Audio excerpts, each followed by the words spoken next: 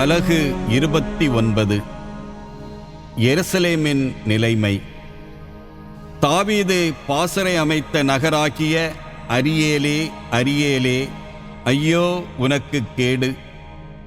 ஆண்டிற்கு பின் ஆண்டு கடந்து வரட்டும், விழாக்கள் முறைமுறையாய் வந்து போகட்டும்.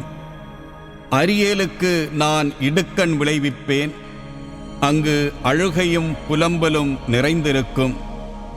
அரியேல் போலவே எருசலேம் எனக்கிருக்கும்.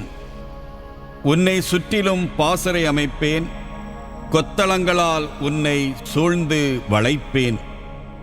முற்றுகை தளங்களை உனக்கெதிராய் எழுப்புவேன். தாழ்த்தப்பட்ட நீ தரையிலிருந்து பேசுவாய், நலிந்த உன் குரல் புழுதியிலிருந்து எழும்பும். உன் குரல் இறந்தவனது ஆவியின் ஒலி போல மண்ணிலிருந்து வெளிவரும். உன் பேச்சு புழுதிக்குள்ளிருந்து முணுமுணுக்கும்.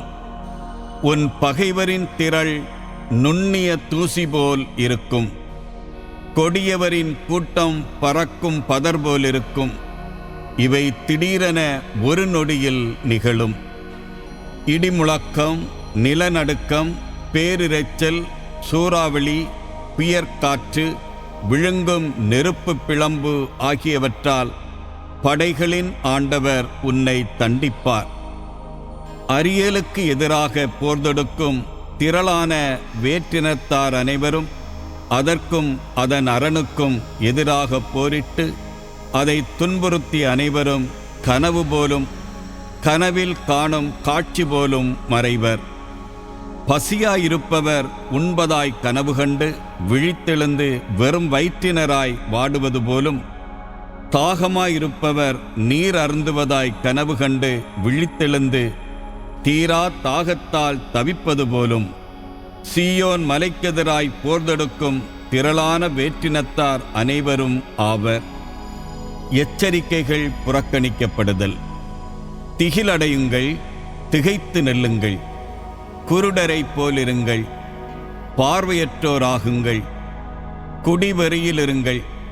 ஆனால் திராட்சை ரசத்தால் அன்று தடுமாறுங்கள், ஆனால் மதுவாலன்று. ஏனெனில் ஆழ்ந்த தூக்கம் தரும் ஆவியை ஆண்டவர் உங்கள் மேல் அனுப்பியுள்ளார். இறைவாக்கினராகிய உங்கள் கண்களை மூடியுள்ளார். திருக்காட்சியாளராகிய உங்கள் பார்வையை மறைத்துள்ளார். ஆதலால் ஒவ்வொரு காட்சியும் உங்களுக்கு மூடி முத்திரையிடப்பட்ட ஏட்டுச் சுருளின் வார்த்தைகள் போலாகும். எழுத படிக்க தெரிந்த ஒருவரிடம் இதையும் படியும் என்றால் அவர் என்னால் இயலாது, இது மூடி முத்திரையிடப்பட்டுள்ளதே என்பார். எழுத படிக்க தெரியாத ஒருவரிடம் ஏட்டுச் சுருளை கொடுத்து இதை படியும் என்றால் அவர் எனக்கு படிக்கத் தெரியாதே என்பார். என் தலைவர் கூறுவது இதுவே: வாய்ச்சொல்லால் இம்மக்கள் என்னை அணுகுகின்றனர், உதட்டினால் என்னை போற்றுகின்றனர். அவர்களது உள்ளமோ என்னை விட்டு தொலைவில் இருக்கின்றது. அவர்களது வழிபாடு மனனம் செய்த வெறும் மனித கட்டளையை சார்ந்ததே. ஆதலால் இதோ நான் இந்த மக்களுக்காக மீண்டும் வியத்தகு செயல் புரிவேன். அது விந்தைக்கு மேல் விந்தையாக இருக்கும். அவர்களுடைய ஞானிகளின் ஞானம் அழிந்து போம், அவர்களுடைய அறிஞர்களின் அறிவு மறைந்து போம். வருங்கால நம்பிக்கை.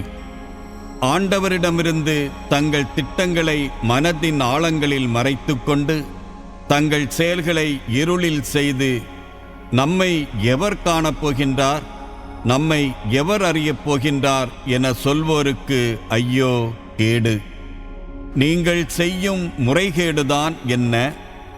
குயவருக்கு களிமண் ஈடாகுமோ? கைவேலை தம் கைவினைஞரை நோக்கி நீர் என்னை உருவாக்கவில்லை என கூறலாமோ? வனையப்பட்டது தன்னை வனைந்தவரை நோக்கி உமக்கு அறிவில்லை எனச் சொல்லலாமோ? இன்னும் சிறிது காலத்தில் வளமுகு தோட்டமாக லெபனோன் மாறுமென்றோ? அவ்வழகுமிகு தோட்டம் காடாகிவிடுமென்றோ? அந்நாளில் காது கேளாதோர் ஏட்டுச் சுருளின் வார்த்தைகளை கேட்பர். பார்வையற்றோரின் கண்கள் காரிருள் மையிலிருந்து விடுதலையாகி பார்வை பெறும். ஒடுக்கப்பட்டோர் ஆண்டவரில் புதிய மகிழ்ச்சி பெறுவர்.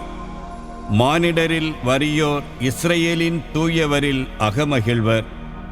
கொடியோர் இல்லாதொழிவர், இகழ்வோர் இல்லாமற் போவர். தீமையில் நாட்டம் கொள்வோர் அழிந்து போவர். அவர்கள் ஒருவர் மேல் பொய்க்குற்றம் சாட்டி நீதிமன்றத்தில் தீர்ப்பு வழங்குவோரை இடறச் செய்கின்றார்கள். பொய் புனைந்து நேர்மையாளரின் வழக்கை புரட்டுகின்றார்கள். ஆதலால் ஆபிரகாமை மீட்ட ஆண்டவர் யாக்கோபு வீட்டாரை பற்றி கூறுவது: இனி யாக்கோபு மானக்கேடு அடைவதில்லை, அவன் முகம் இனி வெளிறிப் போவதுமில்லை.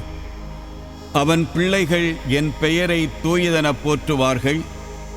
நான் செய்யவிருக்கும் என் கைவேலைப்பாடுகளை காணும்போது யாக்கோபின் தூயவரை தூயவராக போற்றுவார்கள்.